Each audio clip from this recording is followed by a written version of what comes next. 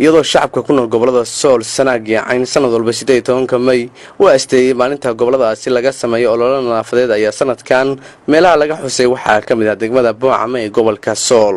goob fagaara oo laga sameeyo olole nadaafadeed ayaa waxaa goobjoog ka ahaa wasiiro ay ka mid yihiin wasiirka dulista hawada, wasiir ku-xigeenka arrimaha gudaha, wasiir dowlaha qorsheynta, maamulka gobolka Sool iyo kan degmada Boocame.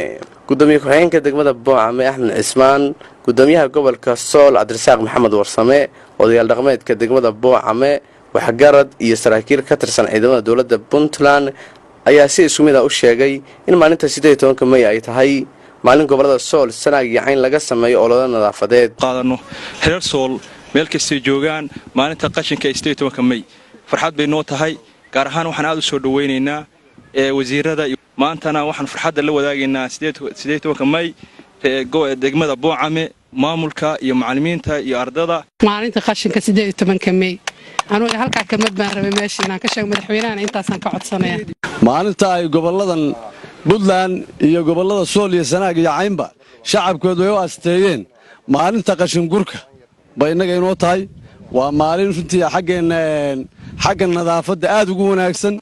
meel kasta xitaa hay'adaha ciidamadu joogaan waa ka socdaa in maalinta nadaafadda laga shaqeeyo. aad iyo aad baan waxaan ugu hambalyeeyaa degmada Boocame. waa maalintii inba meel buu ka maraayo ka madeeya waatay Soomaalidu tiriye annaga waa 18 May waa maalintii qashin gurka u kala hari mayno madaxda ardayda macallimiinta culimada ciidanka kulli waa maalin qashin gur bay noo tahay. fayadhowrkaasaanu ka shaqaynaynaa dhulkaanu nadiifinaynaa wixii hadda wax taa ka gedisan qabtana annaga waxay noo tahay inay qashin gur uun qabanayaan iyagu iska daaleen. bulshada reer Boocame maanta waa maalin weyn waa maalintii qashin gurka ee gobolka Sool waa 18 May. Boocame waxay ku sugan tahay meel gobolnimo. maanta imtixaankii waa soo furnay dugsiga sare oo gobolka Sool oo dhan ay marti gelisay. haddana qashinkii waa ku aruurinaa 18 May anana ma qosayso shacabka reer Sool waxay maanta guud ahaan ay gurayaan qashinka laascaad baa laga guray, Boocame laga guraya, meelba ma laga guri doonaa, buuhooda laga guray ilaa Ceerigaabo. way soconaysaa dhammaan shacabka gobolka Sool maanta waa maalintii qashinka guryihiina hala nadaafadiyo.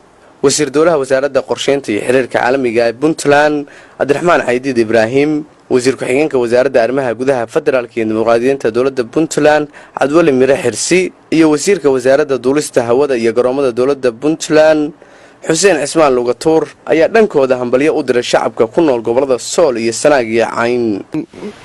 weyn ah oo annaga 2 maalmood oo isku kaya jirta maalinta imtixaanka dhammaan Puntland oo dhan ay gelayso iyo maanta oo maalinta 18 May ee nadaafadda Puntland waxaan u aqoonsanaynaa haddaan wasaaradda arrimaha gudaha nahay maalinta nadaafadda Puntland oo dhan in laga qabto.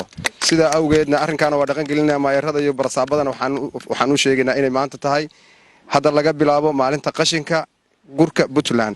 talabaadna ay tahay inaanu ka qayb galno aan la kulan inaanu ka qayb galno maalinta 18 May oo gobolada tan markii hore Sool iyo Sanaag iyo Cayn u ahayd maalinta qashinka oo muddo dheer laga xuseeyay. nadaafaddu waa iimaanka barkii marka inaynu maalintaas u aqoonsanaa maalinta nadaafadda oo guryaheena iska nadiifinaa oo magaalooyinka nadiifinaa waa aragtay waa wax aad u fiican waana dhaqan hore jiray oo ay maaragtay ummadana ay astaysteen.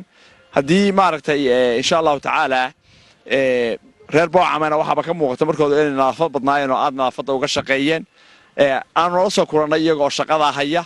marka insha Allah taasaan leenahay 18 May ayaa sanad walba waxa laga xusaa gobolada Sool Sanaag iyo Cayn waxaana maalintan loo yaqaanaa maalinta nadaafadda goboladaasi.